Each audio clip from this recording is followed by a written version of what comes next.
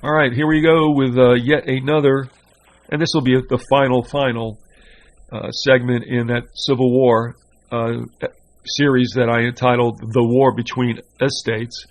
And this is the I-Man, you all know him. I just wanted to talk to him a little bit about it and close out with this discussion. Couldn't get him on earlier, so that's why it's more or less a postscript to the other 5 hours that are up there. And what I wanted to do, I-Man, was, and it's a leading question, I understand, but I'll set it up with this statement and tell me if it's accurate.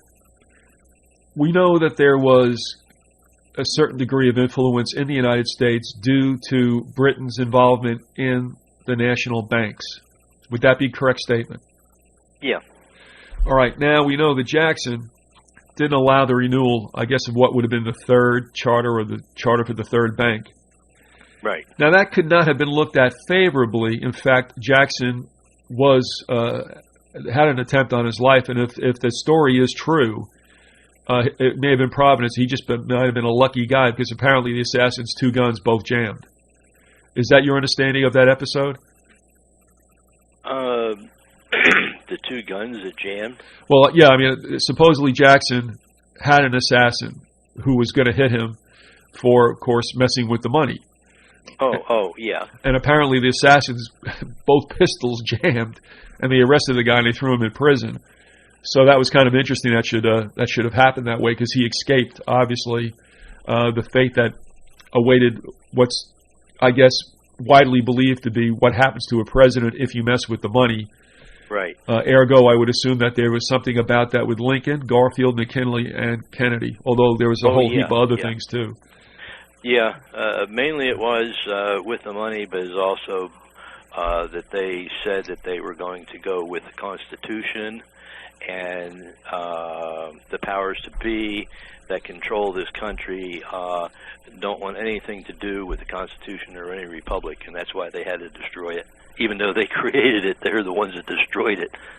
Well, yeah, and we'll have more about that later on. That's going to be kind of a little teaser for something new coming from the I-Man. Uh-huh. But it seemed to be quiet, at least on the surface, between the time Jackson did that in the 30s until, I guess, the latter half of the 1850s, and then eventually the 1860 when the Civil War was finally instigated. Yeah, well, actually, it was because of the wildcat banking strikes and everything from 1935 on, up until when the real first bank was installed in 1840 by the. Well, it was by the Whigs destroyed it, and they were in power for about 4 or 5 years till 1846, and then it was reinstalled. And what was destroyed? What was it? The first real bank that the United States and the states had, where they dealt in specie only, and it wasn't any paper money or anything like that. All right. Was it a sort of, for lack of better words, a federal banking system? No, it was called the Independent Sub-Treasury. That was the actual legal name of the bank. All right, and that was brought in more or less to stop some of the craziness that had been going on in the banking system. Yeah, because all the bankers were stealing the states and the United States blind, and that's why they bought in the first bank, because all the states and the United States were putting their money into these private, quote, federal banks, and they were absconding with a lot of their money and everything like that. The states didn't like it, and that's why Jackson refused to charter the first bank, the third bank. Right, all right. So we have two things going on. We had the death to the national banks, versions 1 and 2, right, that started back with Hamilton. Right. But then finally there was a period, obviously, of some kind of instability, and then we see what's been called, and what was that terminology again? The Independent Sub-Treasury. Okay. Now, that was some kind of centralized structure, was it not? Oh, yeah. That's where all the states and all the United States put all their money the real gold and silver into it, and they dealt strictly in specie. That's all, the gold and silver. They didn't have any paper money or anything like that. All right. Now, I would assume, in particular... But now the people, okay, this was just for the states in the United States. It wasn't for the people. But then it became so popular that the people used it. All right, so this really you wouldn't call on face in the beginning a commercial bank. No. Where people can walk in on the street, off the street like we do now. No, that's not how it started out. Okay, but it wound up that way. Oh, yes, it wound up that way because it was so good, and the states weren't getting ripped off, and of course that affected the people in those particular states because they had to cough up anything that they might have on taxes, but there was no income tax then. It was taxes on trade and tariffs and imports and export duties and stuff like that, and that affected the people because of the price rise that was charged. Now, of course, if Joe Blow was dealing with farm implements or something like that, and it was being exported, that means from one part of the country to another. It didn't mean it was foreign exports and imports, but if the states got ripped off and they had to buy some of this material for what they would do would raise and jack the price up on that to cover their loss, and of course that spiraled down to the people, the end user that used it. And whatever they were, whatever tax they paid on it, an excise tax or whatever, that would rise up, and then, of course, that's why they went to this independent sub-treasury, where there would be no fluctuation of inflation or anything like they had with the first and the second bank when they dealt in paper. All right, would you say then that the period of the independent sub-treasury was a relatively honest thing? That was the most honest part that this government ever had. Which means and then, of course, it ran all the way up to 1913, and then they brought in the Federal Reserve, which was sitting in the background all along, and they were both running together. And then in 1921 is when they abolished the independent sub-treasury, and they slid everything over to the Federal Reserve, who was supposed to be the fiscal agent of the United States government in handling the money. And when they did wipe the independent sub-treasury out, all the gold and silver was transferred to the Federal Reserve, and in New York they had two separate vaults, one for all the money of the independent sub-treasury, and the other was from their own. And then they started mixing it and everything, and it was all compounded, and we ended up with all the money, the gold and the silver that the real sub-treasury had was shipped overseas by the Federal Reserve in doing business deals, which they lost. And then by 1929, all that money was gone, and the American people who had all this gold and silver in the banks, because it was all gold and silver operating then, along with paper money, they couldn't get it, and that's what caused the crash of 29, is simply because the Federal Reserve took all of the gold and the silver, did business deals in Europe, and they fell through, and they couldn't pay the people the money when they wanted it. And that was the cause of the closing of the banks and the crash that was actually caused by the banks, just like happened today. In these present times, right? Don't get people all freaked out, right? It's bad enough. Well, here's where I'm going now. In that period of what would be called stability and honesty, if you will, by nature of their natures, the bankers couldn't be happy with that, and also at this time now, you see whatever monarchies that were involved, and especially Great Britain in particular. Right. So what was their role in this period between the closing and the non-renewal of the national banks and this time we have of the independence of Treasury. We don't hear too much about what was going on over there. Do you have any clue as to? I'm sure they weren't happy about it. Do you know anything about what was going on with them during that time? Yeah, they weren't happy about it at all, and there's a couple things that. There's other people that come involved in this, but the Lincoln, when I have a direct quote, what he quoted on some of his stuff, I'm trying to look at it here and see where it's at.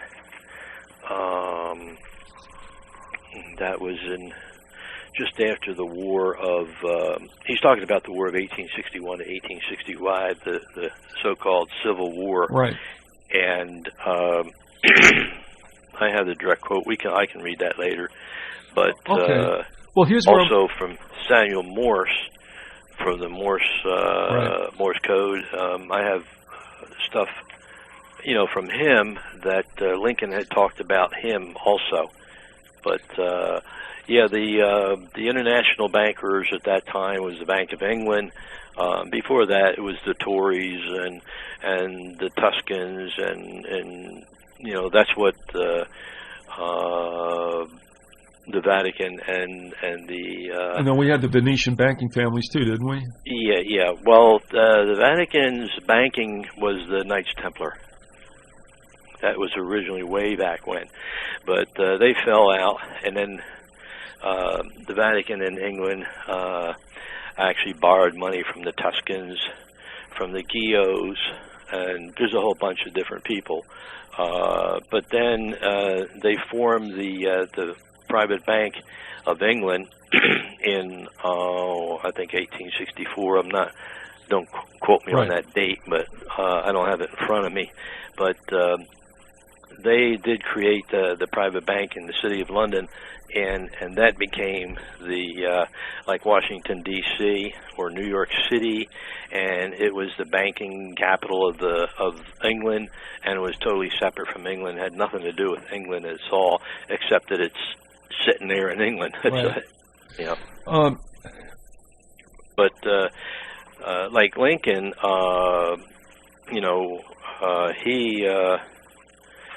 the little history on him is he was a lawyer, but he started out surveying, and he was a postmaster of New Salem from 1833 to 1836, and he studied law. He moved to Springfield.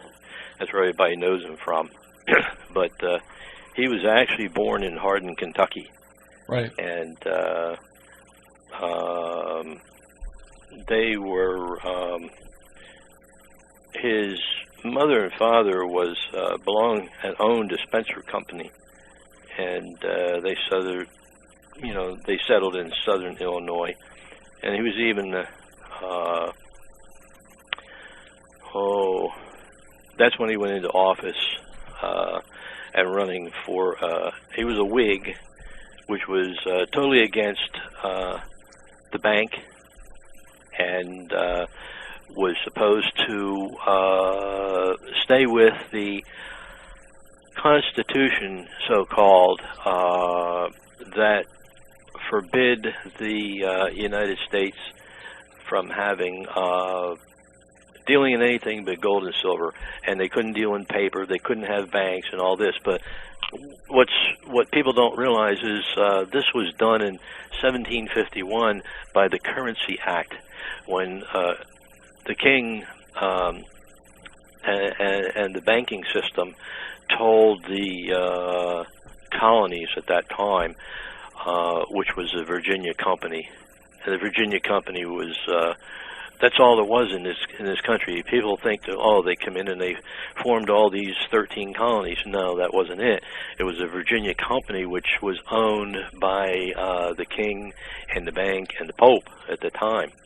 And the Virginia Company ran from the St. Lawrence Seaway all the way down to Georgia border, and all the way to the west of the Mississippi River up through the Great Lakes. And that was Virginia Company.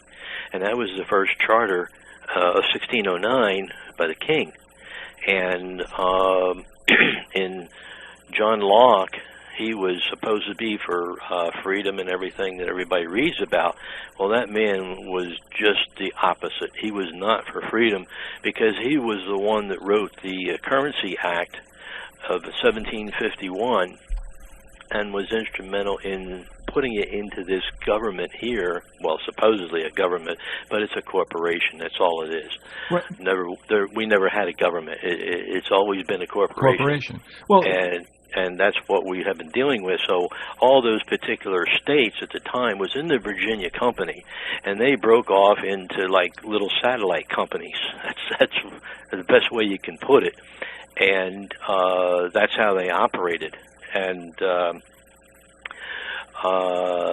that's why Jackson, you can extrapolate and go all the way back into history and bring it forward, and that would spend about 2 or 3 hours of radio time, sure, which we don't have. And but basically, that's what happened. And then Lincoln was a Whig, and that's why when he got into office and the Whigs got there, they abandoned the independent sub-treasury. They abolished it. And not until they lost the elections in 1865 did they, or not 1865, but when the Whigs lost, it was 1846. And then what happened is the next president came in and reinstalled the independent sub-treasury, because it was so horrible when the Whigs got rid of it that, right, there's the bankers coming back in and sucking all the money again. Well, let me hold you right there, because I want to tie up two loose ends, because people will be trying to follow, and we jumped it. But first of all, you talked about the origins of the settling of what is now known as the United States of America was under Virginia Corporation. Yeah, Virginia Company. A company, rather, right. And what happens That's what they called it the Virginia Company. Well, this is where you get down to the fact that this new country was a new market. It was an investment and a commercial right, enterprise that was underwritten by Great Britain. Yeah. And they gave, and I assume they gave out the land patents and such for people to develop what is now known as the colonies, correct? Yeah, because Washington, believe it or not, he was a surveyor, and when he was 16, and what he did was he was just like any other corrupt politician, but he knew certain surveyed land was more valuable, and he kept that for himself. And then he sold it and made a killing on it to the other business people that were coming over from Europe over to here. And I mean, that's where he made his money. Right. He was a millionaire. He was like Bill Gates is today. Well, this sets up the fact that, again, and rightly so, Great Britain had a financial investment in the New World.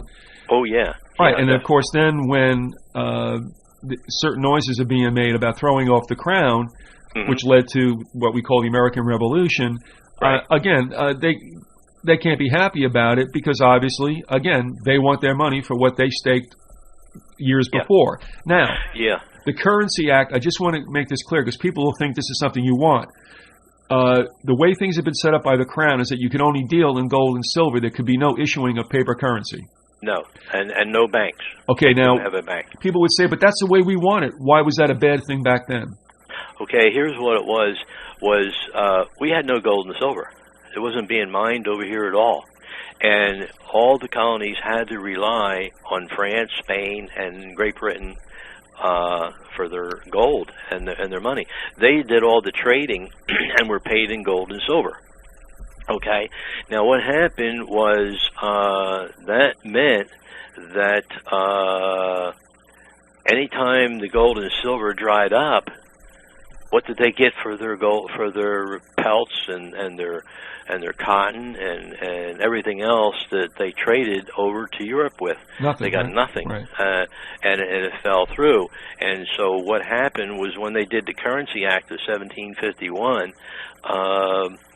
the states of New York, Pennsylvania, and New Jersey ignored it and went to their paper money, and that's where the Massachusetts Bay Note came in, and that was the best paper money that this country ever had. Because it was backed by commodities, right? Yeah, it was backed by commodities. It was backed by wool and cotton.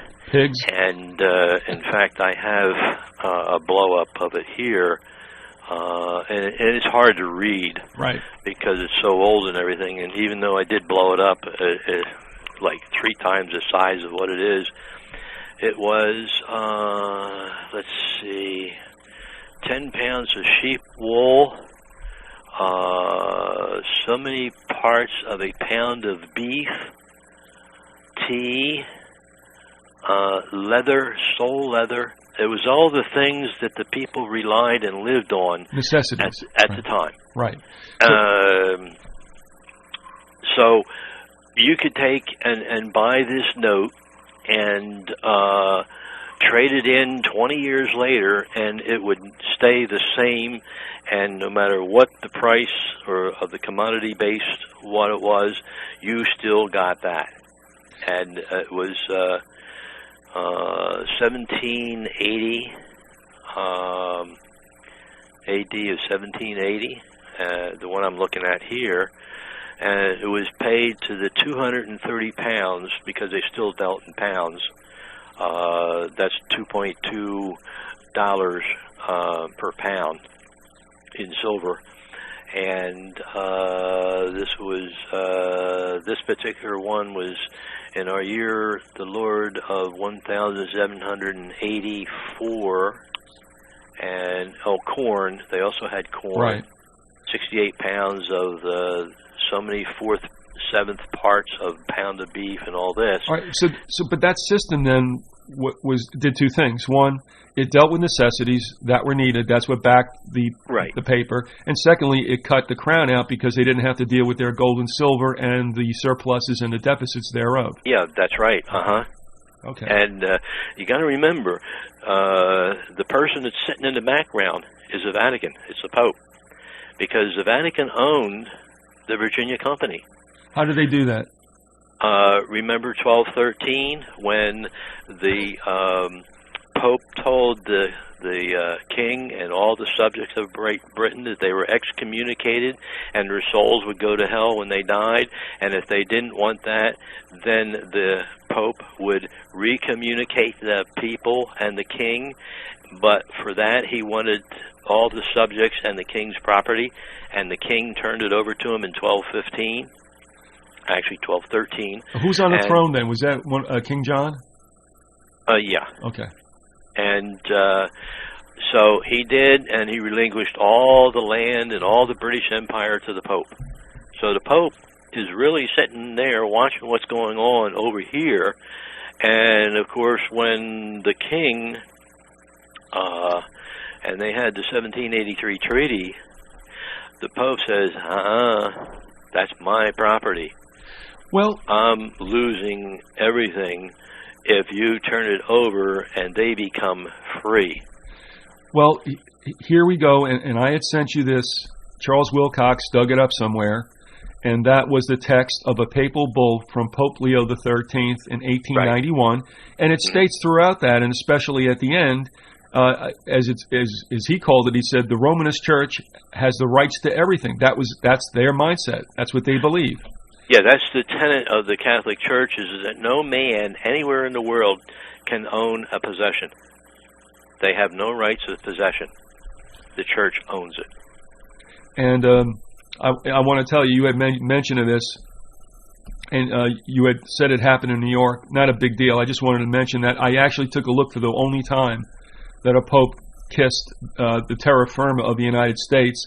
That was John Paul II, October 1st, 1979, and it was on the tarmac of Logan Airport in Boston. Right. That's when he kissed the ground. Everybody thought that was because he had a bad flight and he was happy. No, I'm kidding. No. But, I mean, the thing is, everybody thinks that's so neat. What it is he just went ahead and claimed it.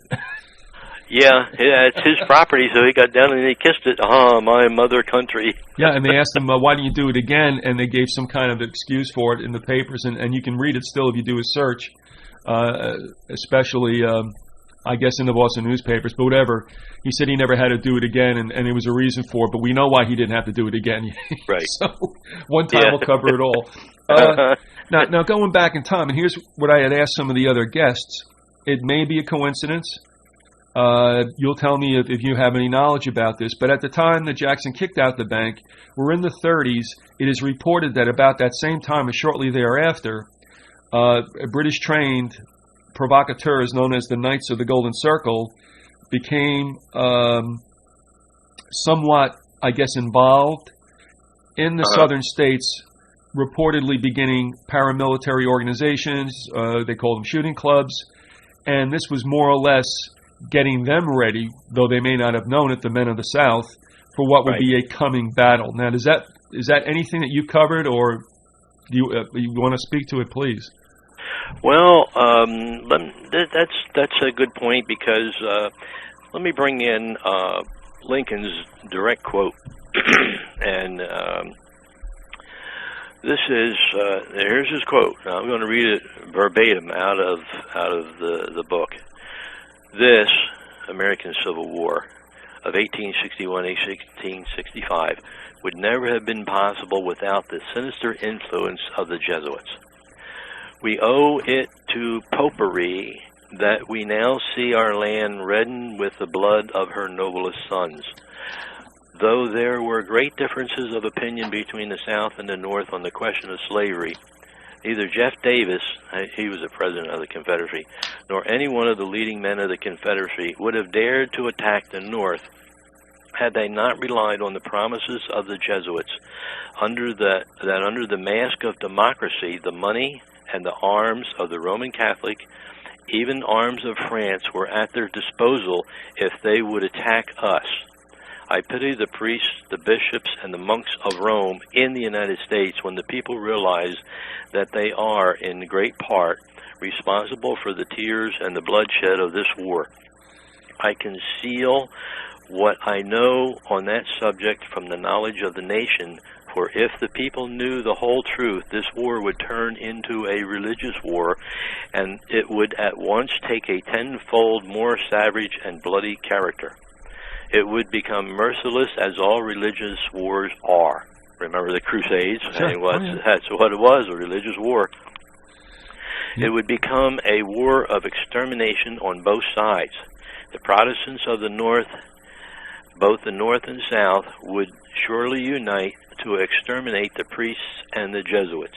If they could hear what Professor Samuel Morse, that's the famous Morse code guy, has said to me of the plots made in the very city of Rome, i.e. the Vatican, to destroy this republic, and if they could learn how the Roman Catholic priests, nuns, and monks, which daily land on our shores under the pretext of preaching their religion, instructing the people in their schools, taking care of the sick in the hospitals, are nothing but the emissaries of the Pope, of Napoleon, and other despots of Europe, to undermine our institutions, alienate the hearts of our people from our Constitution and our laws, destroy our schools, and prepare a reign of anarchy here as they have done in Ireland, in Mexico, and in Spain, wherever they are any people who want to be free.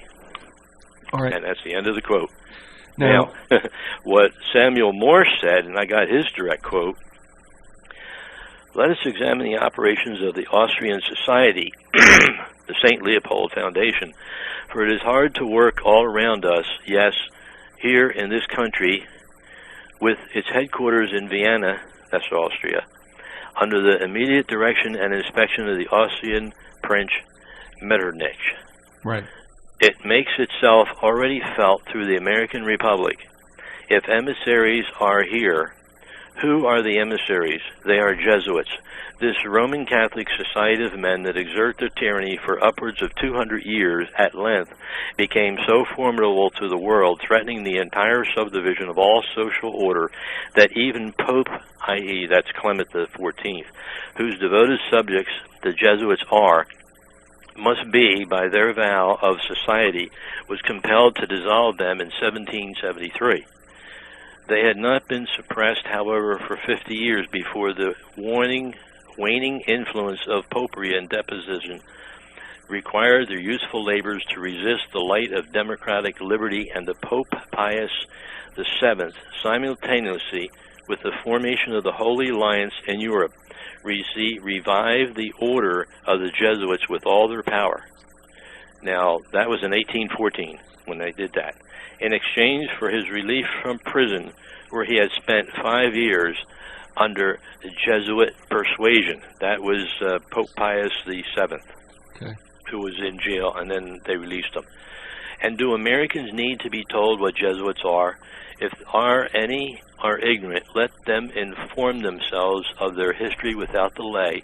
No time is to be lost. Their workings are before you in every day's events. They are a secret society, a sort of Masonic order with superadded features of revolting odiousness and 1,000 times more dangerous.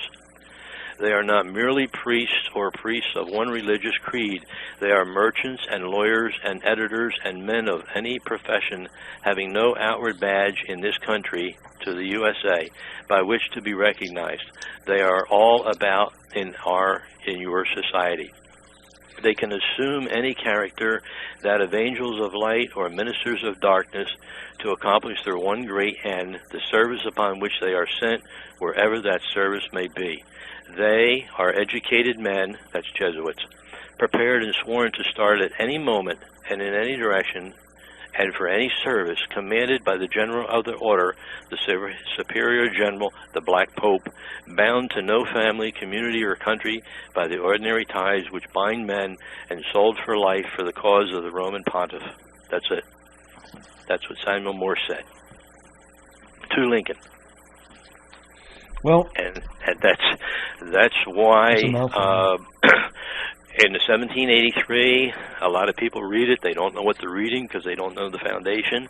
And when the king said the Holy Trinity, a lot of people, even including me, before I found all this, who is the Holy Trinity? You're thinking, okay, well, there's Jay, and our country was over there. That's one of them. And you got the king, that's the other one. Now, Trinity means three. Who's the third? And why are they Holy Trinity? It's the Pope, the King, and the bank. They're the Holy Trinity. All right. Had nothing to do with the people that was sent over there, Jay and all them, to sign the Treaty of Peace. Well, it would seem that the United States was the last nation to really be in the crosshairs of the Vatican. Well, yeah, because what the Vatican was is they had to destroy the Lord's Word. There's a white pope and the black pope, and when any republic was started, the Jesuits were right there to destroy it. They had to, and it's rather odd because getting into the new book that I have is the instigators, the ones that wrote the Constitution, told the Founding Fathers, look, we're going to run a blockade against you. You have no Navy. We own the Navy. Just like when we ran a blockade against Cuba. Hey, Cuba couldn't fight us, right? And the blockade worked. Well, they could run a blockade against here, and they said that they would take all the possessions. Now remember, the Pope says nobody has any possessions. He owns it. He owns England. He owns all the people, and these were all British subjects. All the Founding Fathers were British subjects, and the word founding in the Founding Fathers, if you look it up and you follow that etymology of the word founding, it goes back to religious church. They were founding fathers, which meant they were founding the religion of the Pope on this land called the United States, which was a sub-corporation of the Virginia Company. Right. Well, here's what I'm I'm thinking. But that's why we never won the war of 1776. No. I mean, to me, it's almost like with the mafia. I mean, it's like, why shed blood? Let's get them through business. That's right. And let's get them through finances by the short hair. No sense. Now, here's what Lincoln said, and I'm quoting this from the American History, Encyclopedia of the American History Reports, which was a school book, what you can't find today. This was printed in 1955, and I happened to find it in an old bookstore. And it says, in his first inaugural, Lincoln restated his constitutional doctrine that the contract between the states was binding and irrevocable. Wait a minute. Why did they say in the Declaration of Independence that any government that comes against the people and they don't like it, they have a right to throw it off, right? Right. Well, why did Lincoln say that it was a contract, which it was, between the states that was binding and irrevocable? It can't be thrown off? And when you read the North Carolina Constitution, it says that same thing in the Third and Fourth Amendment of the Constitution of North Carolina. The state cannot secede from the United States. But yet, in the paragraph before it, it says the same thing that the Declaration of Independence said in the third article of the North Carolina Constitution, that it can be thrown off. Well, yeah, and he said in here that he didn't hesitate to use his dictatorial powers. That's Lincoln, which he was invested. Well, that's the War Powers Act. And then here's Lincoln's direct quote: "My paramount object is to save the Union and not either to save or destroy slavery." August 22nd, 1862. Yeah. So the war was not over slavery at all, and he even said that. Well, it was an emotional and quasi-religious cause. Yes. That was, I guess, more or less held up to the world to make it seem like it was something holy, if you will. And in essence, it wasn't. It was all about business again. Right. And I'm going to blow a lot of people's minds. Here's a myth, the Rothschild International Banker myth. All right? Okay. They played a malign role in the Civil War. Now, a lot of people would say that they fronted the money. No. And here's why. The Rothschilds, the Jewish Rothschilds, was abhorring slavery and would not loan any country that promoted slavery. And they would not loan the money to the United States for the war. Many people don't know that. All right, now what are we looking at? Quote, what the United States was at that time. It was that they would withhold any money that might have been sent to the any Federalists. Yeah. To the North. Any government that... I'm sorry, the South, rather. Yeah, any government that allowed slavery. All right, so we're looking at Lincoln that wasn't necessarily anti-slavery. No. Obviously, you had abolitionists that came out of the North, and perhaps their cause was true. But so what I'm assuming the Rothschilds divined was that, look, the United States really isn't opposed to slavery, no matter what's going on over there. Mm-hmm. Okay. Yeah, because the editor of the Harper's Weekly, here's his quote: "You do a great injustice to the eminent firm of Rothschilds here. The firm of M.M. Rothschild & Son are opposed to slavery and in favor of the Union. A converted Jew, Erlanger, was taken a rebel loan of £3 million and lives in this city, and Baron Rothschild informed me that all Germany condemned this act of lending money to a slave-holding government," that's our government, "and that so great was Republic opinion against it that Erlanger and Son dared not offer it on the Frankfurt Bourse. In short, the truth that it was a Catholic international banker, Erlanger, whose son was married to the daughter of Senator Seidel of Louisiana in the Catholic Church, who sought to further the activities of the Society of Jesus in undermining the Union." End quote.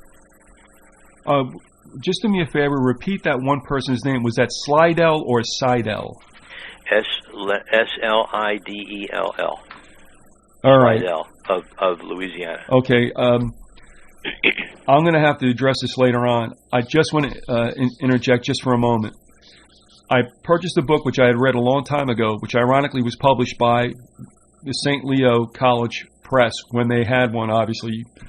They had to have one if they published this, but it no longer exists. That's the point. And the book I thought was excellent. I thought it was a very dispassionate look at what was going on in the Confederacy during the Civil War. It was called Divided We Fall, and it is a collection of essays on Confederate nation building.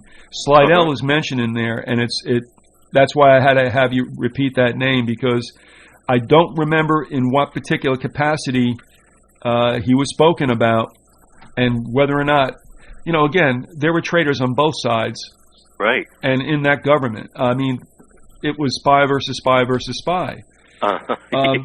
And I just want to mention one thing, and I don't know if I'll have time to read it. It's not a real big deal.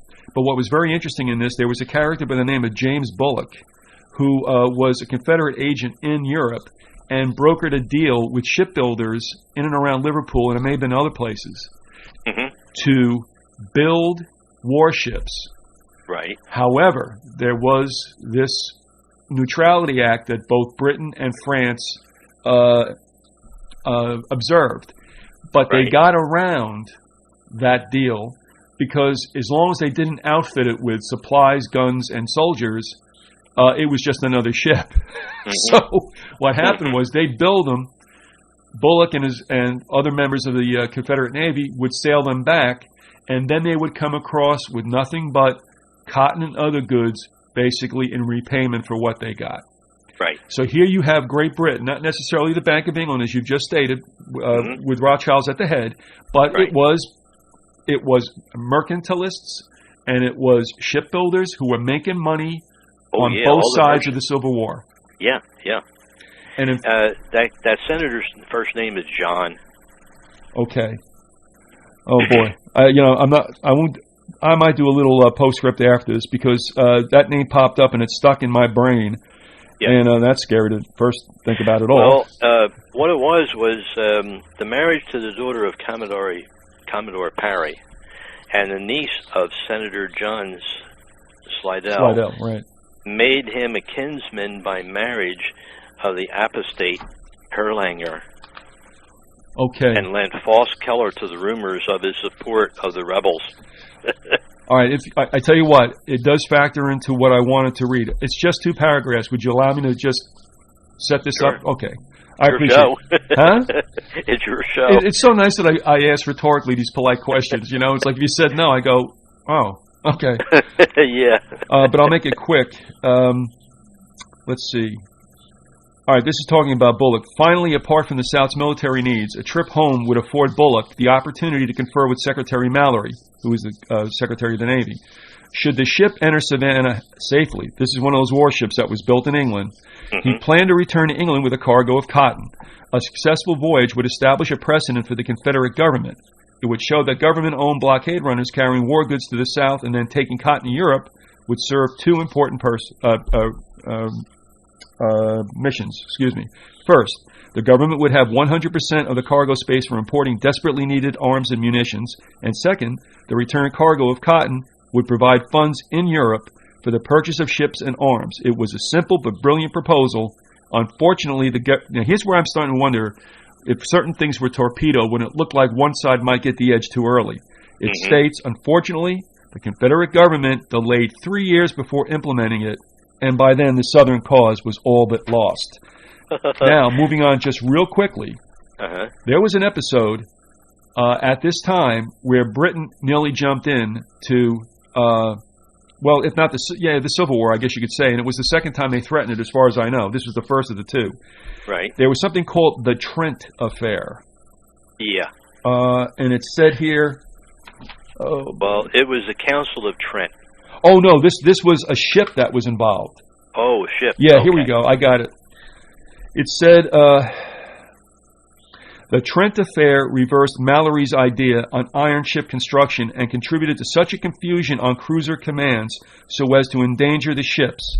Briefly, a United States Navy vessel stopped the Trent, a British passenger ship on the high seas, in November 1861 and forcibly removed John Slidell and James Mason, Confederate diplomats, en route to Europe. And then it stated that the action was a flagrant violation of British sovereignty and of international law. And for a few weeks, war between Great Britain and the United States seemed imminent. Cut to the chase. The reason why it didn't happen was Lincoln, obviously, or whether this was his idea or he was told to do this, told his naval people, let him go. Right. They let him go, and then Queen, I guess it was Victoria at the time, was she in there? I think it was Victoria, yeah. So she basically said, okay, that's great, and found greater favor with the Union cause, and so there was no more friction. So Slidell obviously was a pawn then in this Trent affair, and it did not say if he were good nor bad, but I think later on it talks about Slidell again, but here we find him obviously being a pivotal character in what's been a really long-forgotten episode in the Civil War. Yeah, well, what you just said about the shipping and everything, yes, that falls right into Emmanuel Josephson's book that I have right in front of me, and I just happened to have that page open. I don't know why, and you started talking about that, and I'm looking down the bottom of the page, and it says, and let me quote it, there was none of the blatant fraud in the dealings of the Rothschild interests with the Union that characterized those of other bankers and commercial Native American interests. That means, you know, the Rothschilds, there was no fraud on their part. Now it says, banker John P. Morgan, for example, swindled the government out of huge sums by selling back to it at enormous profits worthless and condemned rifles that he had arranged to purchase from it for that purpose. Now there's your shipment of rifles that came over. Yep. Nor was there any defrauding of the government by the Rothschilds by defaulting on payment to the government of monies deposited with their firm, as in the instance of the Wildcat banks. Now, this is what I'm talking about, the 1935 era, all the way up to the 1840s. I mean, 1835 to 1840s, right, with the Wildcat swindles. With their firm, as in the instance of the Wildcat banks, okay. Nevertheless, there has been directed against the Rothschilds a constant stream of calumny that has two prime purposes. One is the efforts of vicious and malign conspirators to divert attention from their criminal activities by propaganda directed by them and paid or subsidized agents against others, such as the Rothschilds. Now, what you just read also, if I got this correct, that would mean that the Morgan family was involved in this global enterprise yes, even before Rockefeller and Carnegie came on the scene. Rockefeller would soon come on the scene, but Morgan really was... yeah. And guess who, when I had the organizational structure of the Black Pope. Right, the Jesuit general. And under their control is J.P. Morgan, Rothschilds, Roosevelt.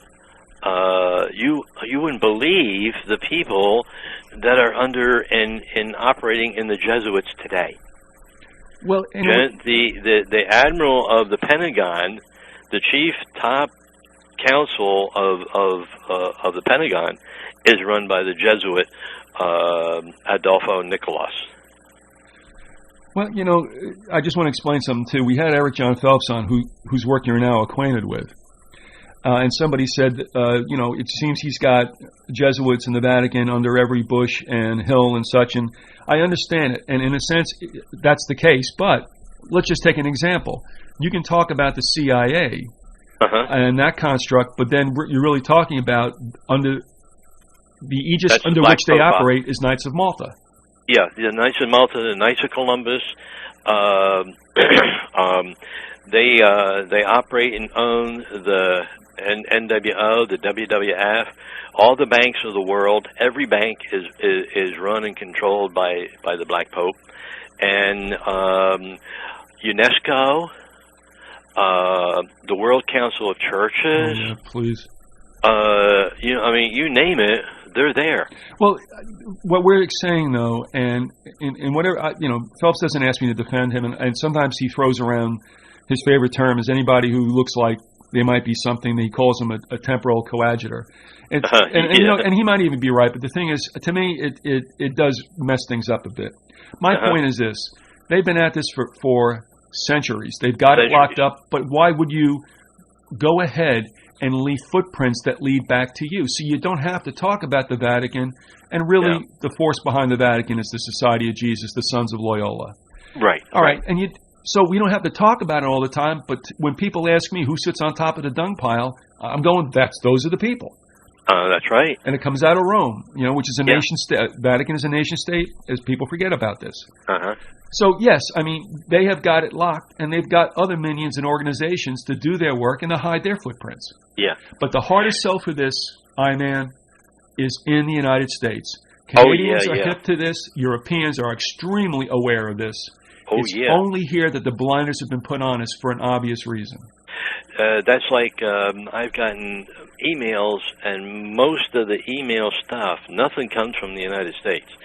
It's from Austria, from Australia, and Germany, and the last one I got was, he was from Impesetter is his email, and I know he comes from Europe, but where in Europe, I don't know. He didn't say. And these people are well versed in this aspect of it, but the people over here in the United States, they're as dumb as a bump on a log, and well, part of that also has been that we have been heavily veiled from looking at that. That's one thing. But when other people try to say, listen, this is the case, and here you have, in this situation, you have centuries of documents written by those who are participants, who are observers of the perfidies of the Vatican, backed by the Jesuits. And but that's also disposed with because it doesn't fit into their paradigm, therefore it cannot be true. Right. But see, in England and in Europe, they're well known. I mean, that's where they live. Over here they don't. In fact, I did a research on the Vatican, the Pope, the Catholic Church. They have a following of 1 billion. 1 billion. What religion claims that in the world has 1 billion followers? Well, some would say Islam does, but I don't know if that's the case. Yeah. I mean, we were being told it is because, again, just like you said before, we are headed for another war that eventually will come down to the cause of religious problems or incompatibilities. So we're going to have a third world war, and it's going to wind up being religious. And as you had read from, I guess it was Morse, Morse, that if you get into a religious squabble, it is the bloodiest. It is definitely a war of extermination. Oh, yeah, that's what the Crusades was about in the 1300s. Yeah, I mean, anybody who's on the fence or isn't really sure about a conflagration, if it finally winds up to be a religious thing, they're right behind it. That's right. So, I mean, that's an emotional issue that definitely puts everybody over the edge. Not everybody, but, I mean, obviously, it swings toward the people who would not necessarily be backing war to go ahead and say, oh, it's for that cause? Okay, I'm behind it. Just like they did with the Civil War, holding up slavery as the cause. Well, here's, if any of your listeners want to get this book, it's called Sources of the Constitution of the United States, Considered in Relation to Colonial and English History, by C. Ellis Stevens, LLD, DLC, Edinburgh, and it's printed in New York, Macmillan and Company, and London, 1927. All right, if people can't write that fast, it's just look for Sources, Constitution of the United States. Well, let me tell you what happened, because that book is coming to me via interlibrary loan. Oh, it is. So I'm going to Okay. at least be able to be a borrower for a time and hopefully for a re-up. I didn't think the interlibrary loan person at the university had a shot at this because it was 1927, because it was originally published rather in England. But sure enough, there are. They had it, huh? Yeah. Good. And well, go to page 153, and I'm going to read it. Okay. 2 European potentates, the German Emperor and the Pope, were at the time of the convention elected by small bodies of men, in one case even called electors. Yep. Sir Henry Maine thinks that the members of the convention, we're talking about our convention over here in the Constitution, they were making it up, right, were to considerable extent guided by the example of the Holy Roman Empire. The American Republican electors, he goes so far as to say, are the German imperial electors, except they are chosen by the several states. The state governors and the national president are the stadtholders, S-T-A-T-H-O-L-D-E-Rs, of the states and the United States, as the governors were officials created by the charters granted to English colonies by English sovereigns. The calling them stadtholders and implying that they had a Dutch beginning is somewhat ludicrous. So that was window dressing. Yeah. So the Founding Fathers did not write the Constitution. They were given it to them, and they adopted it. Now, if anybody wants to look up the word adoption in Webster's 1828 dictionary, they're in for a shock. Because when the Founding Fathers stated they adopted it, it meant that they took the contract already written as if they did it. Right. And that's it. So the use of adoption people's got to learn to read a dictionary like a novel. Yeah, as a mystery, so to speak. Yeah. And that's also, and I just want to mention this now, I believe that you addressed that also in the newest book that's coming out, The Constitution for the United States, The Myth and the Reality. The myth and the reality. Just who owns the U.S. Yeah. Okay. And we'll talk about that more next time out, but that book will soon be available, folks, and we'll tell you more about that later. Now, I have to tell you, I was talking to Phelps about this off mic, and he absolutely dismisses that. But you have to remember something, too, and this is okay. I mean, this is the way it goes.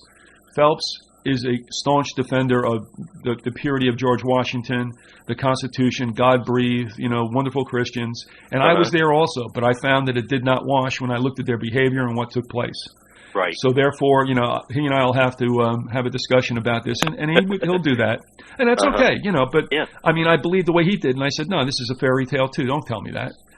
But, right, because what it is people have been brainwashed by myths all their lives.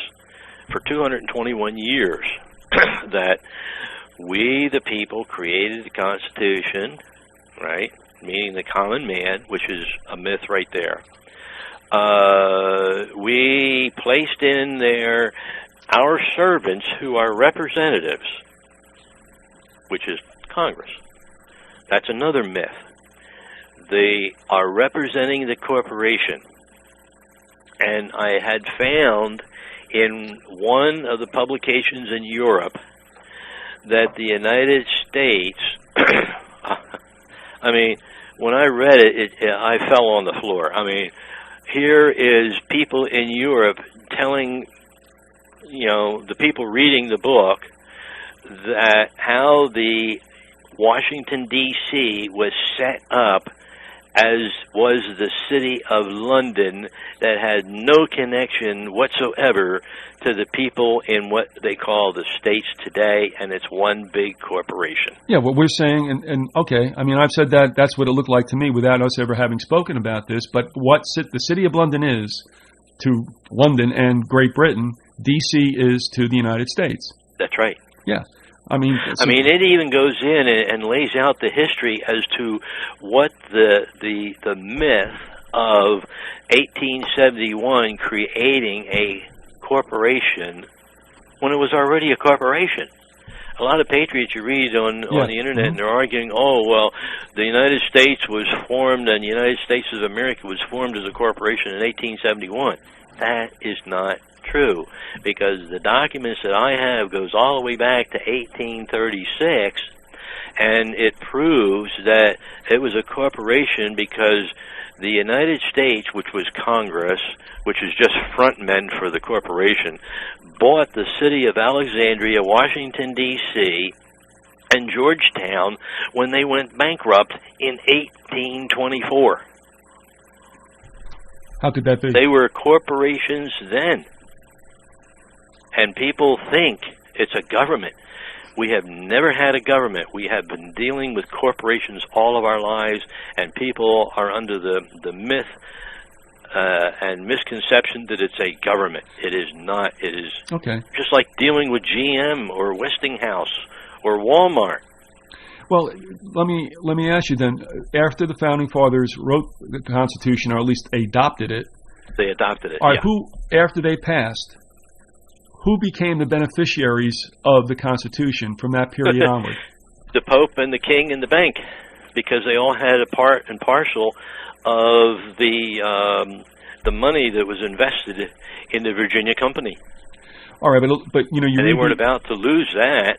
So when they formed a subcorporation called the United States, they were the beneficiaries and just took the monies that they were supposed to pay, because it's right in the Internal Revenue Code, and it's right in the 6209 that you can pull out the individual master file, and in there is a blocking code 300, which that money goes directly, and it's in Title 26, I think it's 1426 section, that money goes directly to the Bank of England. Well, we've said this on another time, that for the most part, we're ruled, we the little people, by all these other documents, if you will, and legal documents or otherwise.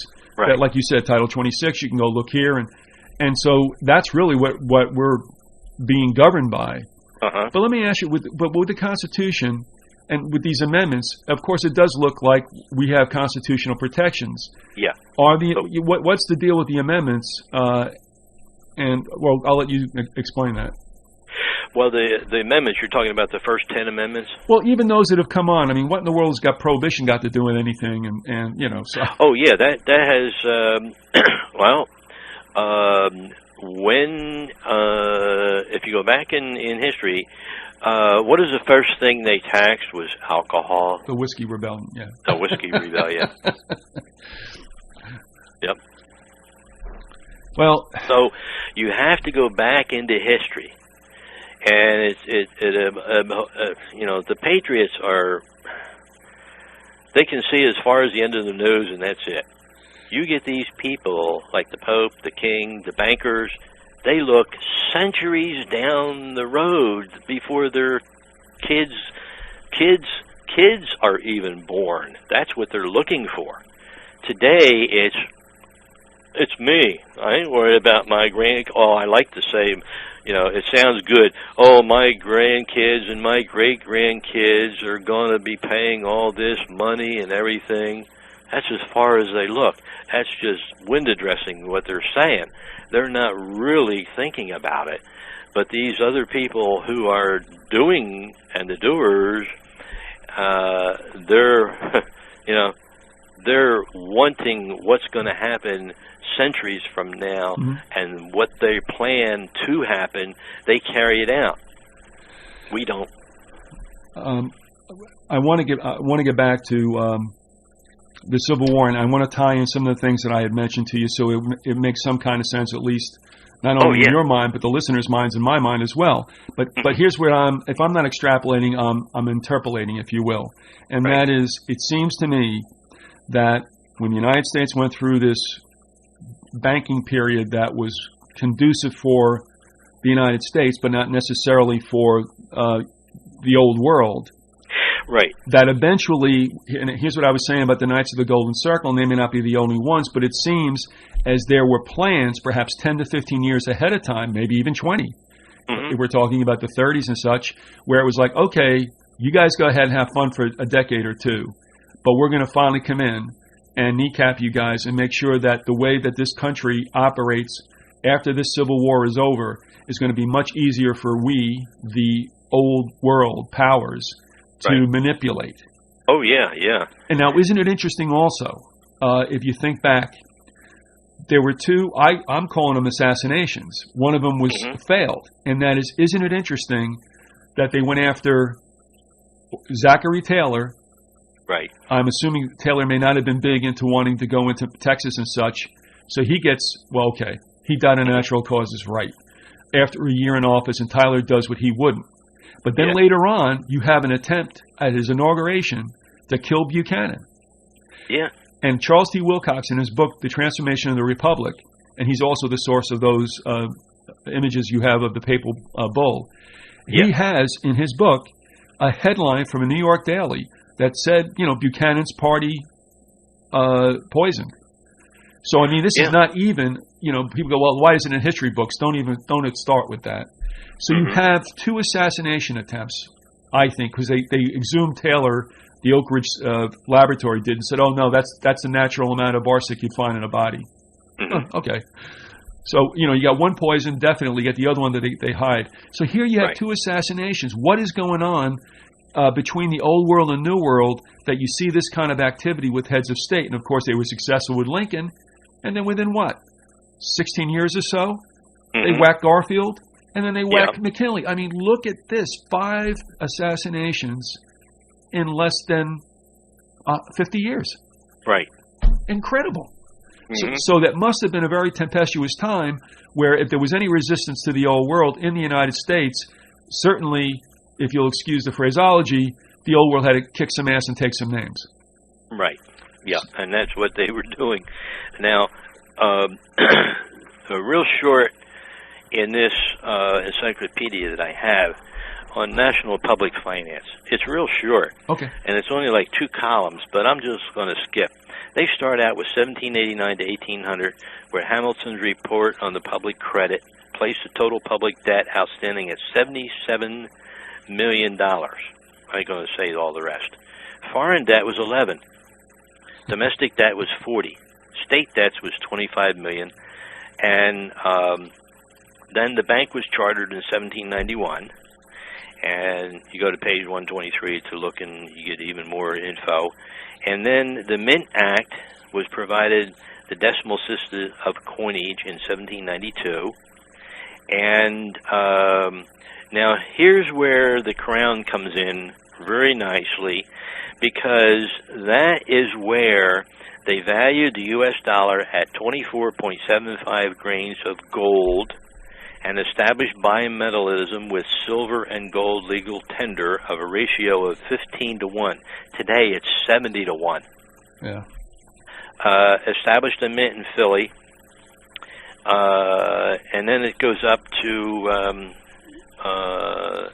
1822 to 1829, where there were surpluses. In 1826, it was a serious inconvenience because the Treasury was overflowing. 1830 to 1835, land speculation made the over 7 million, reduced it by 1832, and the entire debt was paid off January 1835. All the debt. There was no debt whatsoever. Now, the Second Coinage Act changed the ratio to 16 to 1. You see how the Crown is manipulating it? Uh-huh. Yeah. Because there is no such thing as a gold standard, because what they did, and it's in the book, I forget what page number, but what Josephson said, what they did with manipulation of, once the king told them, the Currency Act, that they had to use gold and silver at a ratio of 35 to 1, they changed it. And the Crown Bank took over everything and changed the ratio and did everything, so it really screwed the people of America in using gold and silver, because they were at the mercy of the bank. But you know what this reminds me of? It's an issue of the slavery we've all been in, and this is with, obviously, due respect to those peoples who have been actually placed in manacles killed, mistreated, or whatever. But all of us, in a sense, financially or under the economy, have been placed in slavery. And what you just mentioned is what is like what Pharaoh did with the tribes. It's like, okay, you guys are really doing well making the bricks or whatever, so we're going to give you less straw. You know what I mean? It's just like if everything's going well, we can't have that, and we want to obviously raise the ante, if you will. Right. Now, in here they say the independent treasury system was established in 1840. Discontinued 1841, reestablished 1846, continued until merged with the Federal Reserve System in 1913, and finally abolished in 1921 by the Act of 1920. Well, gee, what happened? After they put it in 1846, the annual surpluses reappeared. 1844 to 1846, annual surpluses reappeared. 1850 to 1857, a period of large surpluses. This is on banking now, public finance. The Coinage Act reduced silver and all small coins except for the dollar and authorized coinage of $3 gold pieces in 1853. Then the Civil War in 1865 led to the introduction of a variety of taxes. An income tax for the first time was enacted 5 August 1861. Rates were 3% on incomes excess of $800. Now, here's what's interesting that this book don't tell you, that I had to go in and search it and find it. And in the first income tax, they had to eliminate Section 210 because it taxed everybody. And all the people that were still alive from the Civil War, from the Revolutionary War, complained so much that they had to reduce and take that section out and only taxed the U.S. government employees for taking money from the public treasury to pay them. It was a kickback. Right. Just like Frank Kowalik had said in his book that he published a little while ago, IRS Humbug. Now, and then it said, internal revenue surpassed custom duties as a source of government revenue. By 1865, the income tax produced almost 20% of the total federal receipts, and manufacturers and sales taxes amounted to 23%. And then it goes on talking about the greenbacks, and the Treasury issued 26 million legal tender notes by purchasing bonds, and the income tax expired in 1872. And then it just goes through all the way up to, this book was printed in 1955, and it came up to 1952, where slight surpluses were recorded. And 53 to 60, the total budget expenditures, it does go to 1960. But in essence, what we're talking about is that, again, as we even said earlier on, about this whole issue, how we introduced the program, and that is when things are going well for us, for you, for me, for our cohorts. That's not good for the powers that be, and you also don't have an element of control, which they want very badly. So all that had to go because it worked for us. Right. And now we're seeing what I think, well, I'm going to ask you your comment on this. What is taking place, what happened last year and will happen again this year, continued. Are we seeing perhaps what might be the final death knell for any chance we have of getting out from, quote, under it? Yeah, that is really true, because even in this book, on the banking and the capital markets, they go in and talk about the second bank when it was chartered and who chartered it. Alexander Dallas, Stephen Girard, and John Jacob Astor, all controlled by the Jesuits, all of them. And if you believe this account, and I do, they went ahead and they whacked Astor also. Oh, that's right. On the Titanic. And in 1823 to 1826, Nicholas Biddle succeeded the presidency of the original bank, and banknotes were issued, and so much money and loans to the U.S. government. You know, here is the people sitting in the background, the Black Pope, loaning money to the government, sucking out the money from that interest, which was usury. That is the term for interest, is usury. Right. And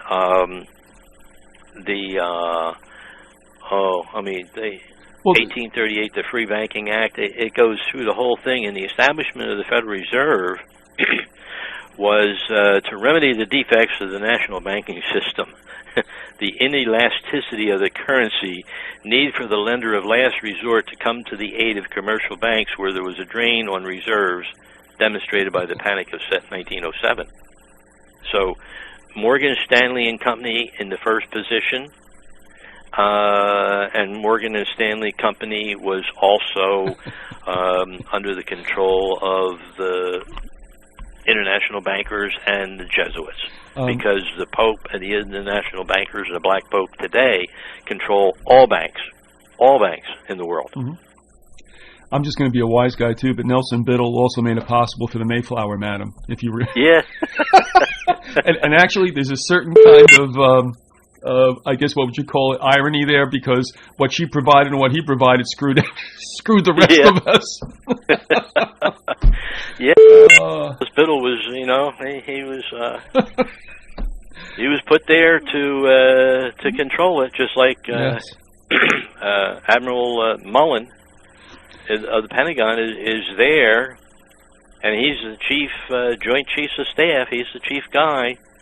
And Adolfo Nicholas, who was just installed as the Black Pope in January of 2009, he is running the Pentagon, and naturally, because of what's going on in Iran and Afghanistan, and Egypt and Israel, and hey, who knows what they're going to do? Oh, wait, we know what they're going to do. And I mean, I've said it enough so that it need not be, but I guess I'll allude to it. And that is, I look at this and I see a script that they ran prior to World War II and World War I. Yeah, because they created World War I and World War II. Yeah. And you're looking at, you have to have a financial problem to begin with, and then eventually, within about a decade or so, the United States finds itself in a major conflagration. So I think that's what we're looking at. And I think, like we talked about the instigation in the 30s prior to the Civil War, I think we're seeing instigations here also for it might be also an internal Civil War as well, depending on how you view what's going on with regard to the invasion that we've had, the soft invasion by Latinos. Right. And we're not blaming them, but the thing is, they're also being used as well. But here you go again with a Romanist people who are being used as the Irish were used prior to Civil War. So, I mean, here you go. They keep running the same thing because it works. That's right. And I have to say, in deference to people who are always looked upon less than favorably because of that saying, history repeats itself. Really what we're talking about, though, also, is that there's a history that repeats itself that they're not really privy to in the public fool system. Yeah, that's true. Yeah. And what I found out after I wrote about it in the new book, but I've since then found other info that I couldn't put in the book because it was in the process of being printed and finalized and everything, and I wasn't about to put all the documents that I had in there. But when Walter Buren sent me the audit of 2000 of the IRS, right, the GAO does 2 audits on the IRS. 2. On the IRS? Yes. Okay. And the reason why they do it is because it's a private corporation. They first do, and the Treasury has first dibs and does the audit on the collection process that they have collected, what they collected, and all that. Now, this is already on the net, and you can probably go in and get it, because Walter sent it to me.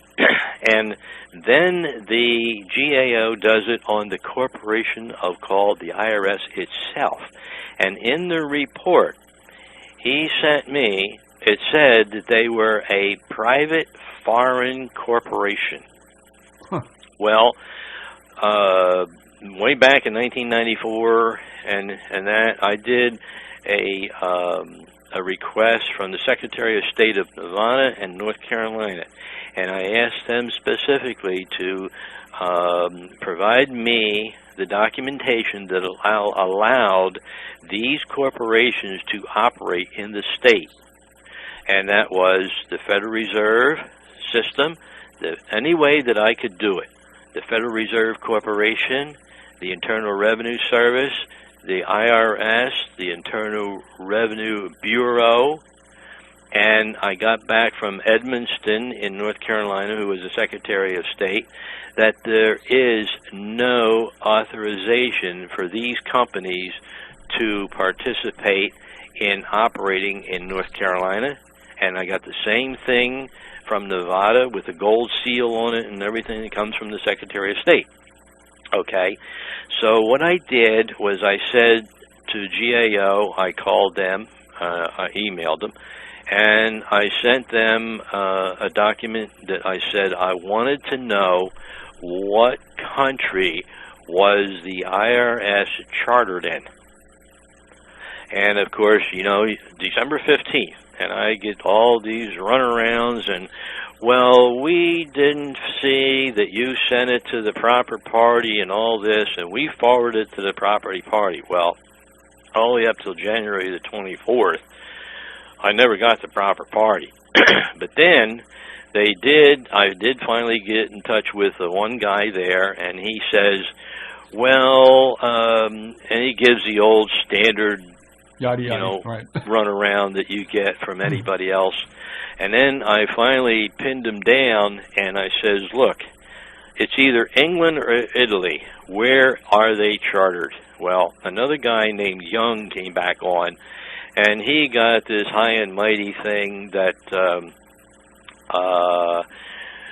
well, the standard story you get, yada, yada, yada, the IRS is a government and company and all this and everything. Well, I said, wait a minute. I says, your report says David Walker signed off on it, and he was a controller of the United States, Controller General for the money.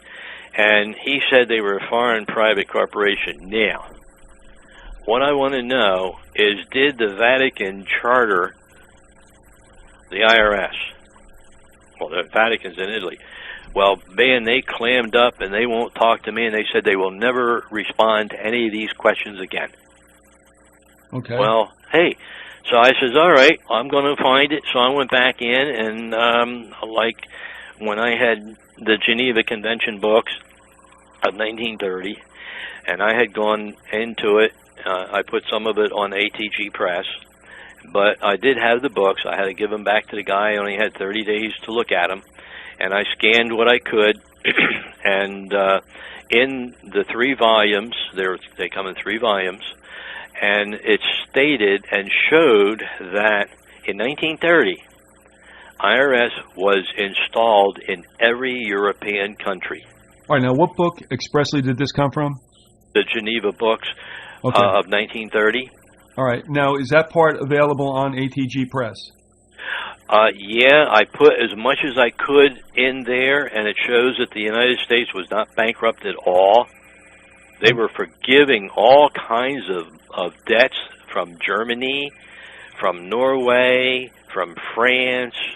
I mean, you know, it's like, hey, we forgive this $1 billion debt you owe us, you know, and all this. Well, if you're bankrupt, why ain't you claiming your money that you loaned out to these countries? All right, so the bankruptcy was a scam. It was a scam. All right, and then what did it continue to say in the Geneva Papers about the IRS? It showed where, and it gave names and cities and everything where they were formed, and you know, if they were formed here by Congress, like all the patriots believe, you know, some of them don't, but why are they installing our IRS in these foreign countries? For what reason? All right, so Libya, Liberia, Ethiopia, Egypt, Czechoslovakia, Poland, Turkey, France. But as what we call them here, and that is a collection agency for a private corporation. Right. That's what they are in these other countries. And so, yes. Who are they collecting the funds for? The Pope. You know why? Because what tenet of the church says that no man can have possessions, And what is the only man that runs and owns every country of the world under the tenets of the church? All right, so for public consumption, it is the Pope, the Vicar of Christ. Yeah, He claims to be the Vicar of Christ, but he's not. No, because he said he was, that's why. Yeah, just because he said he was. He's some educated man that could read way back when the church was first created, and all the people were so dumb they couldn't read, and so he claimed that he was the Vicar of Christ, and everybody's got to follow him. Hey, it's worked. Look at how many. He's got 1 billion followers today. And let's remember something also, and I think this was again just a great PR photo op. The outgoing Jesuit general, Coldenbach, right, went to Ratzinger, I believe it was Ratzinger, Benedict, and asked Benedict if he could retire, and that is an absolute laugh. Right. Because it's the other way around. But at least for public consumption, once again, it seemed that Coldenbach was in subordination to the Pope, and that is not the case. No. Because you see, the white Pope and the black Pope, they're two different entities. And many a white Pope has been killed by the black Popes because they didn't kowtow to what they wanted to do, because they run the Vatican. Well, I think it was clear that the last time this happened was with John Paul I. Yes, it was. Who stumbled into the financial scandal and had to go. Mm-hmm. Yep. And interestingly, I'm surprised that Godfather 3 was allowed to come out to really show that in a fictionalized form, but it was based really on that scam. Yeah, well, I know there's a good book, and you can download it on the internet. It is by one of the Jesuits, Edmund Parrish. Yes, that's right. And I haven't read it yet. I just downloaded it, and it gives the whole history of the Jesuits. You know, when they were formed, the first de Loyola was in 1846, or a little bit before 1846, is when the black popes were installed. Before then, it was just the white popes. Yeah, and there was obviously there was a power struggle that went on, and the Jesuits, or the Sons of Loyola, the Society of Jesus, whatever you want to call them, had not necessarily found favor early on, and there was a struggle that went on for some time, but that struggle is well over. Yes, well over, yeah. Right. And but you know, people in America never exposed to this are going to say, "You're crazy. What you know? What are you talking about? A black pope? Is he black?" I have people ask me, "Well, it's a black man." I says, "No, it's not a black man." I says, "They can't wear white robes. They all wear black." Right. I says, "That's why," and people don't realize this, but the white pope in 1355 chartered the ABA in this country. Not this country, but the ABA is an extension. Yeah, they became, in 1355, was the year that all the lawyers got together and formed what they call the bar. Right. Now, if you read and see the definition of a lawyer, an attorney, he is a bar. It doesn't mean British accredited regency like some people say. Right. A bar is one attorney only. Charles Warren, in the history of the American bar, brings this out very clearly, that when you're talking about an attorney, you're talking about a bar. It's another name for an attorney, a bar. Why bar? I have no idea. But anyway, they chartered the English bar because the Knights Templar were attorneys of the Pope, as well as bankers. Yes, the white Pope, not the bankers, but the white Pope itself, because the Knights Templar were the bank of the Pope. That's what I meant, that they were bankers as well as attorneys. Yeah. And then what happened is, over here, when the Jesuits took over the Vatican and runs it, it's a corporation. That's all it is. It's just a corporation that controls everything and gets all of its money from foreign countries, every country that they operate in. And that's why they want to destroy republics, because republics are supposed to be the word of the Lord, and the Jesuits are to destroy the word of the Lord so that the Pope, white Pope, can rule. They actually protect the white Pope. Also, but the way that they've got it is every judge that you see today wears black robes because his boss, his higher authority, is the black Pope. All right, and this is what I'm sorry for stepping on you, but you went exactly where I wanted to go. And this had been pointed out to me by one of the listeners, Freak Lemon, up in Pennsylvania.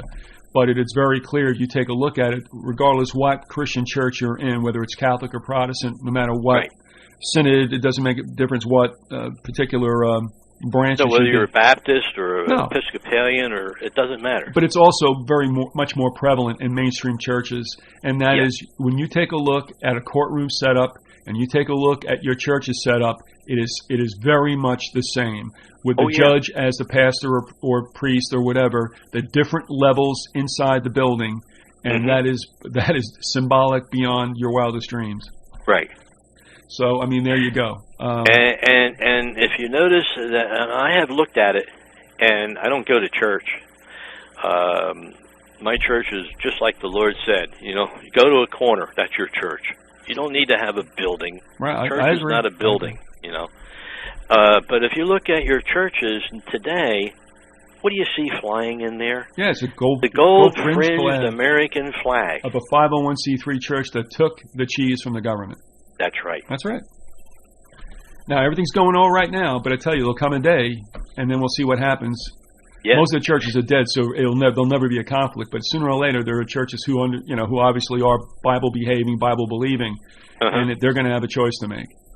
Well, see, that's one of the things for the South, too, because they call it the Bible Belt, where the North wasn't too much a Bible Belt. But that's why they had the war, and the Jesuits were for, believe it or not, the South. It was a Bible Belt that believed in the word of the Lord and what He said. It's very strange that the way they operated this. Well, but the end result is what they wanted. Exactly. Bringing them back into it, completely obliterating them so they could get the 14th Amendment in 1868. Right. And then reconfiguring and reconstructing the entire country. The entire principles of the country was in 1868 under the Reconstruction Act, started March 1st. That's because it turned states into districts. Yes. I don't know if we spoke about this on air, but... Yeah, they did, but it was Washington that actually turned the states into districts in 1792. But there was a terminology that was used in the Reconstruction Acts, and because they were in the Union at the time, after obviously being allowed back in... Oh, yeah. They were termed something, and that also put that same status on every state that would ever be admitted to the Union again. Yeah, because that's why they said that under the Constitution, no state could be lesser than any of the other states, and that's why they had to bring the North in and make those states slave states the same as the South. In other words, slave states as far as the people being controlled. Yes. They had to be on the same playing level. But what was the word you used? Was it territories? That was the territories. Verbiage? Okay. So although ostensibly it was supposed to be directed towards those 11 Confederate states. Right. And I think Tennessee was exempt from that. But anyway, I mean, in a sense it was, at least in the Reconstruction period. But what that really did was paint all states from that point on. The same. That's right. They all had to be on the same level. So backhandedly, everybody got. Rather than bringing the southern states to the level of the northern states, they knocked the northern states down to the level of the southern states. And hence, as they said, made everybody, a 14th Amendment citizen. Right. And the old story about, cynically said, but I think true, and that is the 13th Amendment supposedly freed the slaves, the 14th enslaved everybody. Well, the 13th, the original, that I did the work with David Dodge on that, and The nobility? Yeah, and that was there, and it still does exist, but it's never been put in. What they did was all the history books, when I spent, hours, days in North Carolina Chapel Hill's law school, I found I was doing it for Dodge because he didn't have a lot of the eastern states done, and I did it for Pennsylvania, New Jersey, North Carolina, and I didn't get to the other states, but some of the other people did that was up in Maine and all that. They did get Maine, but, Massachusetts and Rhode Island, they didn't get that. But I spent time, and I found the original in North Carolina and New Jersey constitutions, not the first one, it's not there, but the second and the third and the fourth and the fifth come all the way up to 1846. And then it stopped. There's no mention of the 13th Amendment after 1846 in the North Carolina Law Library. In all the books that I got, every year, it kept going until all of a sudden, 1846, hey, look, guys, there was one guy with me. I says, it's gone. Right. 1846. So let's stop here, and let's go every book from 1846, wherever the Constitution was redone, and follow it. And bingo, there's the 13th Amendment before 1868. Mm-hmm. So what they did is they dropped off that because at that particular point in time, because all the presidents are elected by the Pope as to who's going to be the next president. It's not the people. The people had no idea. That's another myth. Right. We vote representatives in. They represent, just like Lysander Spooner said, they represent the corporation. They do not represent you. Because if I go to, say, Senator Dodd, and you go to Senator Dodd, and we're directly opposite, who's he going to listen to? Neither. He's going to say, like Spooner said, where's the contract? Where is it that I said I was going to do what you told me to do? Mm-hmm. There's no contract. There is none. I don't have any. I don't even know you. Get out of here. I'm going to vote for the corporation to keep the corporation viable, and that's it. That's my sole purpose. Yeah, and people can't understand why the representatives aren't more responsive. Yeah. And that's the reason why. Like Schultz. Schultz will never, ever get what he wants because they do not represent, and, all right, his grievances or whatever he wants. It's just like going to GM and say, hey, I want you to sell me a car for $3,000. Get lost, buddy. You're not part of this corporation. Right. Yeah, but I am so and so and so. Oh, yeah? Prove it. Where's your signature on the contract called the Constitution? Well, Bob Schultz's intentions are good, but the thing is, he's bringing it to a place where it falls on deaf ears. I mean, that's right. And that's D.C. I mean, it's crazy to go ahead and protest in D.C. because it's got nothing to do with what, really are in people's hearts, the issues that are there. No. That's just like Obama. And Berg and all those people, they went to the court, right? What court did they go to? I know. They went to the Pope's court. They went, believe it or not, all courts in this country are ecclesiastical courts. And people always, like Howard Freeman, used to say, well, what kind of a court is it? Is it a statutory court? Is it a constitutional court? Is it, he went everything, and he did not hit ecclesiastical courts. Well, this goes back to what you were saying about the chartering of the bar in England. Right. It goes back to the Knights Templar of the Pope, not the Black Pope, because remember the Black Pope didn't come into existence till the 1840s. Right. It was the White Pope, and it was ecclesiastical, and there was no what you call a real court or a court like you got today until the king in 1774 bought in the First Court Act. It's in my new book. I can't remember the name of it. What, the Act? Yeah. Okay. Yeah. It's the Act of the Courts of they bought in because all the people, the colonists at that time, said, we have no courts. Well, they had courts, and they were the common law courts of England under the English king. But they were so widespread and could be named whatever they wanted to name them and have different people sitting on it and everything, that they bought in the first act in 1774 on the courts so that the people would have something to operate with. All right, then how does that fit in with... would that be called the Administration of Justice Act? Yeah. Okay. And you can find that on avalon.law.yale.edu, huh? Uh-huh. Yeah, because, see, what I did was in my book, I put,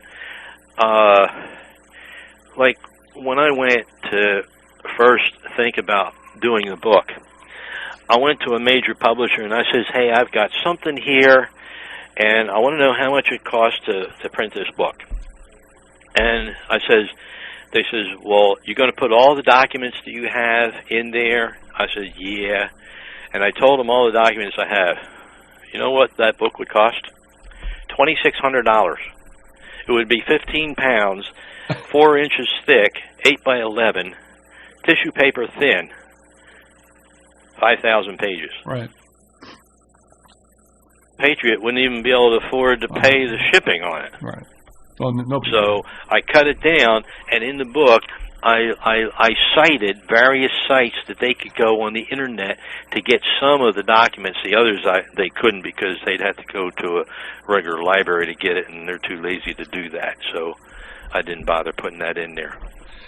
But well, that Avalon site is very interesting because it does have all the good stuff. Very interesting. Now, here's one thing that I will tell you on the book, and I know you got the book, but go to page 71, 72, and I'm going to read you. I do put it on the ATG Press on this particular one. Okay. And from the North Carolina State Archives, it mentions the king. For remember, all states were still under British Pope Crown rule. The Carolina Charter Corporation was created by another corporation, the Crown and the King's Corporation, to do business in his name in this country. The Corporation of the King was recognized by the 1783 Treaty of Paris. Now, the case in here is Marshall versus Lovelace, and U.S. versus Chamberlain, and the Dollar Savings Bank. Now, I'm going to read you a small quote from the Dollar Savings Bank in 1783. This is 100 years after the treaty. Right. Statutes of general purport do not apply to the United States unless Congress makes an application clear and indisputable. That means that the legislatures can write any statute they want, but they cannot include the United States or attorneys into that so that they could be sued. And that's what it says. By United States, we're referring to? The corporation. Okay. Now, in the court, is what they instructed. The rule thus settled respecting the British Crown, well, you can't sue the United States, that's a British Crown, actually, different name, is equally applicable to this government, and it has been applied frequently in the different states and practically in the federal courts. It may be considered as settled that so much of the royal prerogatives belonging to the king in his capacity, parens per te, or universal trustee, enters as much into our political state as it does into the principles of the British Constitution. Now, this was cited in a case, money laundering case in 1999, United States of America versus Sonia Everett Singleton. And it was in the 10th Circuit Court of Appeals. And they said, we now hold 18 U.S.C. 201C2 does not apply to the United States or an assistant United States attorney functioning within the official scope of the office. Right there. That is telling you that the Pope's attorneys will not be sued when performing the business of the corporation of the King Pope Bank called the United States. And a lot of there is your immunity right. that the judges claim they have. Now, in speaking about this courts, and you said it to me, but let's do this for the purpose of everyone. We understand courts to be that of admiralty. How does that fit into this scheme? Okay. International law of Hammurabi is admiralty. It goes back to 1600 BC.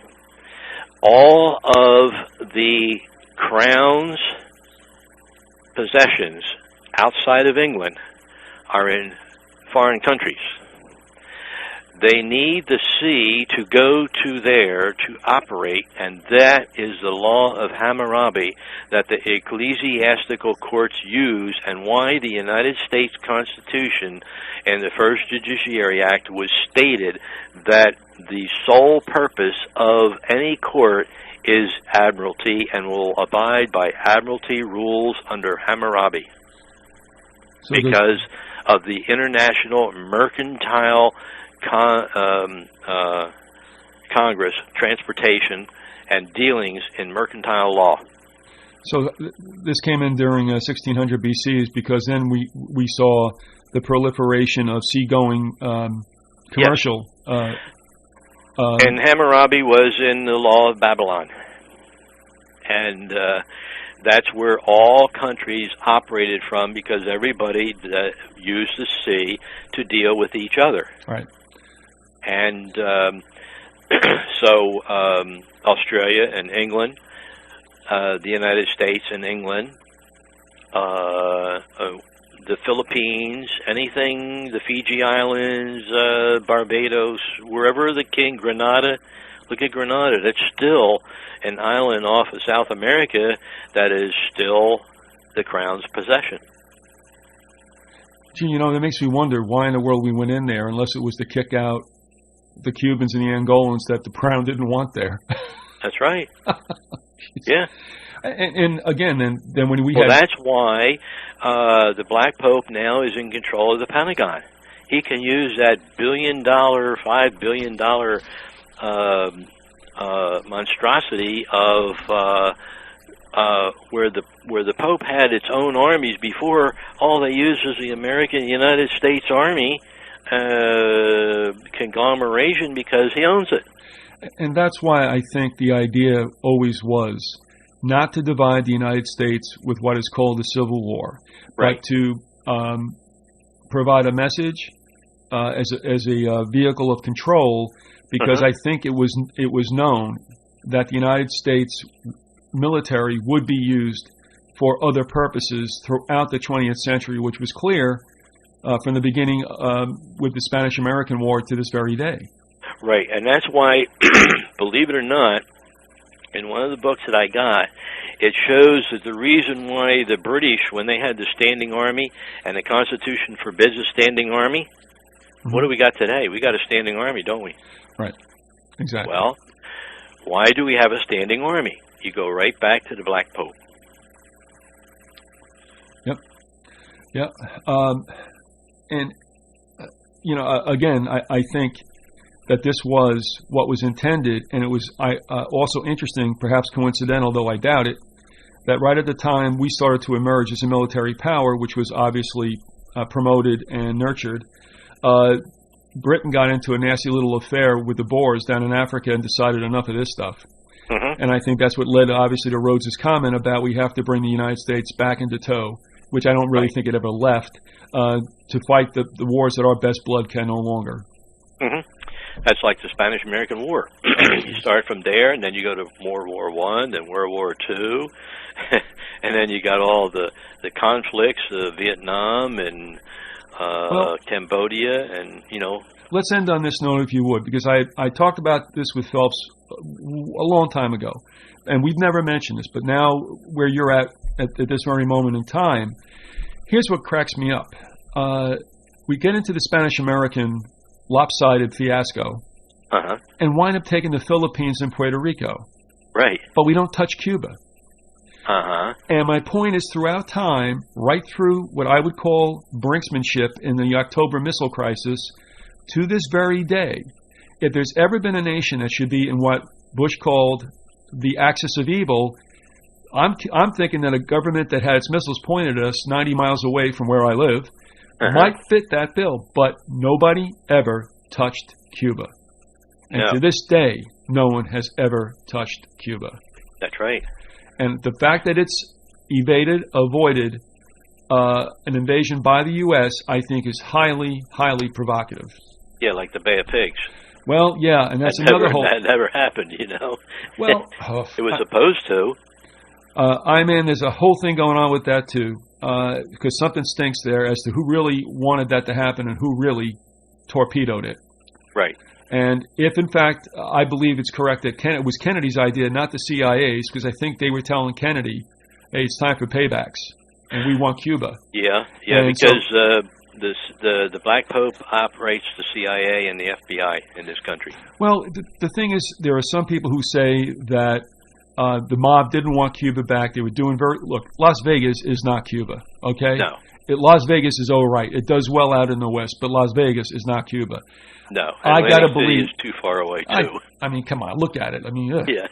At any rate, if Kennedy owed the mob for the election being thrown, obviously, it was time for paybacks, and if that was somewhat of an attempt to get Castro out to restore commerce back into Cuba, who torpedoed it but the CIA, not the other way around. And I say that because who does the CIA operate under?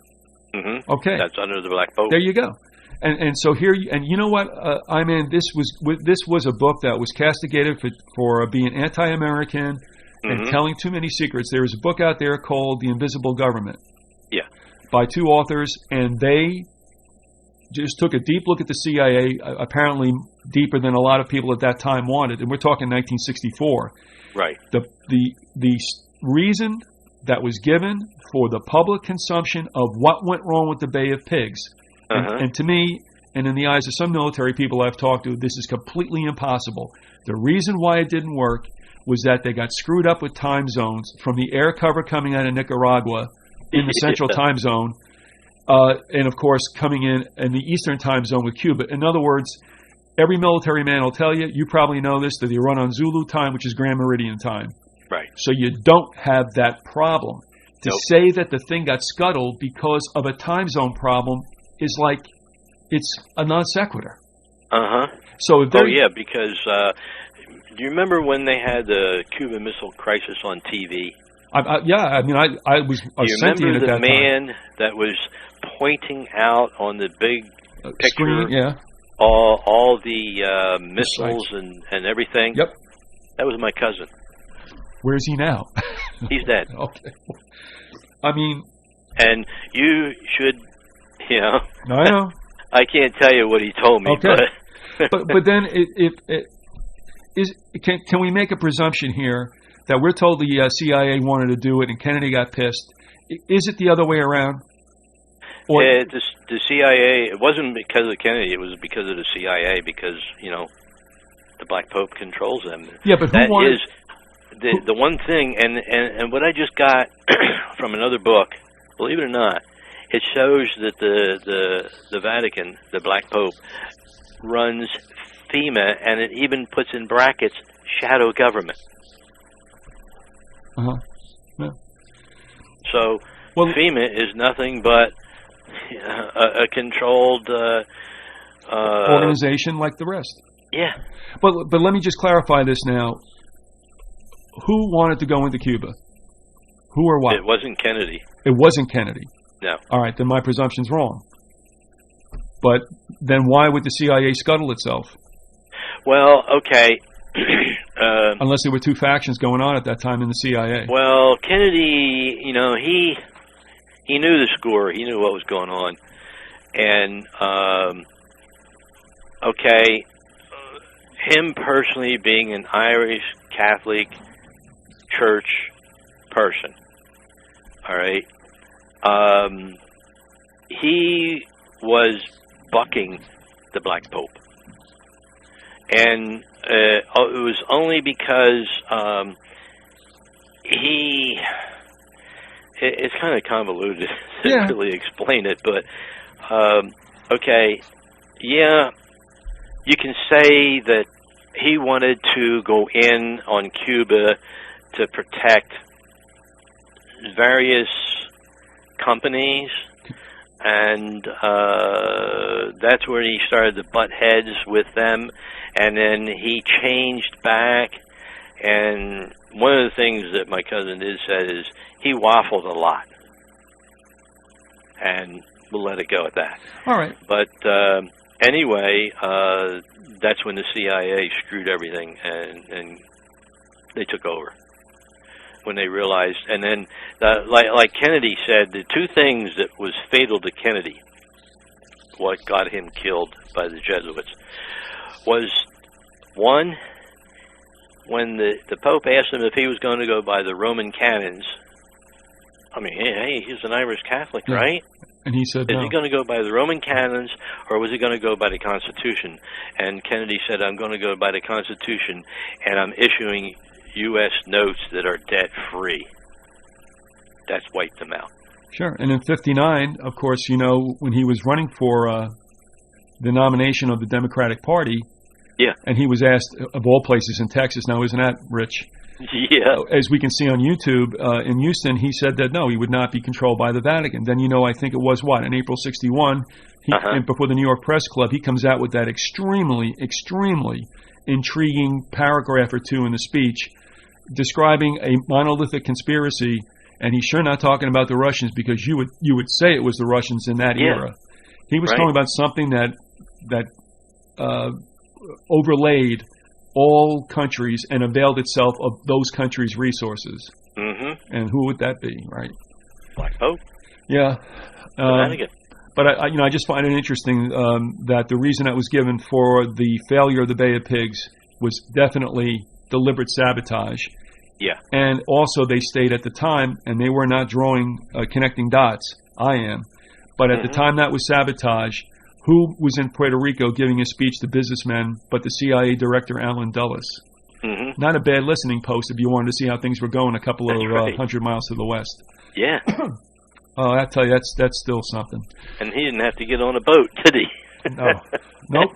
Nope. You can't make these things up. Listen, I've kept you for 2 hours, and I really do appreciate it. And I tell you, you've got to be feeling a little bit, because I know I am. But one thing again, folks, you can find a lot of the writings of the Informer and also James Montgomery on atgpress.com. That stands for Against the Grain, press.com. That's where you'll find a number of I-Man's books. There is a new one coming out to which we will speak the next time he joins us, hopefully in about a week or so. And again, that title is, as I pull this around, The Constitution for the United States, the Myth and the Reality, Just Who Owns the United States. So perhaps when those books come in some kind of number, sometime next week or the week after, you'll come back on, and we'll address more about this book and some of the things that you've just mentioned cursorily during this particular interview. Okay. All right. Would that be okay? Yeah. All right. And I think folks will have perhaps a different way of also making it more facilities for you to order us, but we'll tell you more about that in a week or two's time. Wow. I tell you, we've been through a number of centuries, a whole bunch of continents. Yeah. And here we back are again. So I want to thank you so much for coming on. And I guess we're okay with maybe getting together again in a little bit of time.